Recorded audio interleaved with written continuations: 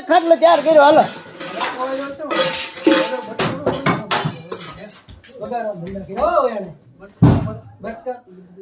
કાંઈ આમાં યાર નહીં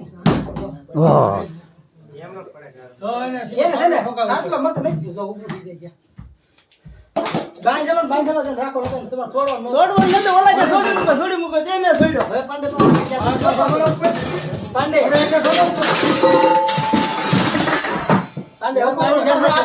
ચાર પાંચ જણા આવો તરત થાય બે જણા હાથમાં નો રે હોય બે જણા હાથમાં નો રે બધા આવે તરત